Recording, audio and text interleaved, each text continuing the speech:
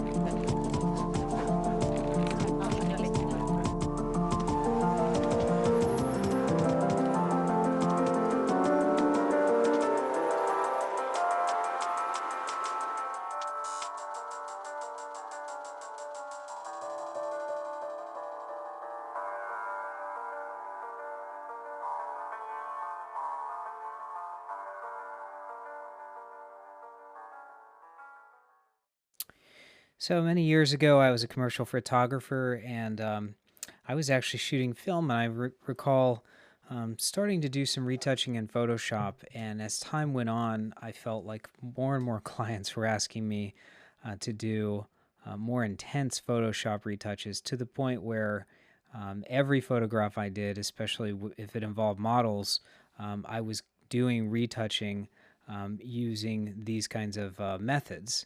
And these are some of the most common things that I ran across and I see still used today commercially quite a bit. So, brightening the eyes, whitening the teeth, of course, diminishing any signs of aging, removing flyaway hairs, smoothing complexion. And then you can get more into the like hyper photoshopped type of techniques where you're actually manipulating the structure of the body or of the face. I've been asked to flip the face before to where the face looks more symmetrical. Lengthening the neck is something that you just saw in the video, shaping chests, of course, adding makeup, dental work, all of these things. It's pretty common nowadays. And, just keep in mind that so much of the imagery that you're seeing has been photoshopped. There's very, very few things that have not been photoshopped nowadays. So before you are retouching, here are some tips that are going to help you out. Make sure that you're calibrating your monitor. Now, if you don't have a colorimeter, that's a device that's used to calibrate your monitor, then you want to, at the very least, create a 50% gray document in Photoshop. Just 50% gray and maximize the screen so it covers the whole screen. And it should be all of the RGB values should be exactly the same so that you don't have any kind of color cast. Okay. So you want to make certain that you're calibrating your monitor. You can change the controls on the monitor to add either more green or magenta or red or whatever. But keep doing that until the gray on your monitor looks completely gray, not a blue gray, not a warm gray, not a green gray, but a neutral gray with no color cast. I think that is a great way to start if you don't have access to a colorimeter or any kind of like calibration software. Just do it with gray and make some manual adjustments to your monitor. It will help tremendously. So you want to make sure that you're also working with large images. If a client is emailing you an image, don't even think about using it. Use something that is a higher quality. I think Typically, 10 megabytes is about as much as you can send via email. And it may or may not have the quality needed. Again, it really depends on the output. If this is something that's going straight to web, you don't need something that's that high of resolution. But if it's something, especially where the client doesn't know where it's going to end up, get the larger image. If they have something that's a higher resolution, get that. And also, if they have something that is using a lossless file type like PSD or TIFF files, choose those over JPEGs or other lossy compressions. So as you're working through your retouch, make sure that you are constantly checking your progress. It's easy to get lost and not really see the changes that you're making. And it's also easy to overdo it. So what's a good practice is, work on an area and then turn the layer visibility on and off so you can see how you're affecting the image. You want to also regularly check the image at 100%. When the image is above or below 100%, sometimes the monitor can introduce some artifacts that aren't completely accurate, especially when you're dealing with very, very small lines that are like 1 pixel lines.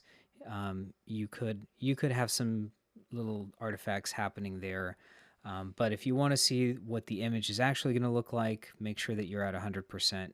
You're not going to be working at 100% the whole time, preferably not, but before you sign off on the image, make sure that you are checking at 100%. So name all your layers. Organization's essential.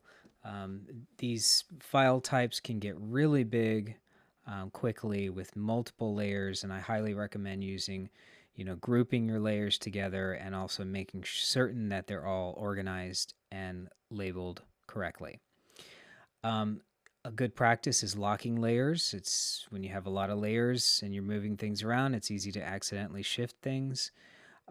Always work non-destructively. I cannot stress that anymore. If you have gotten anything from this course, it is the importance of working non-destructively.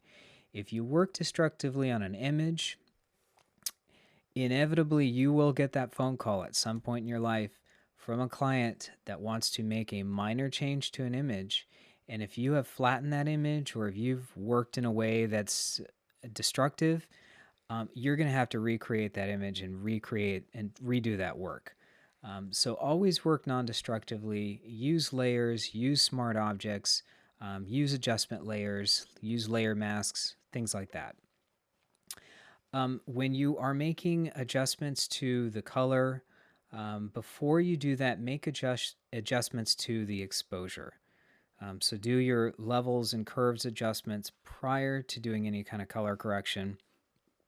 And then when you get to the color correction, always start with the global color correction that's correcting the entire image before you correct secondary areas of the image or local or making local color adjustments. Make sure that you're doing the global color adjustments first.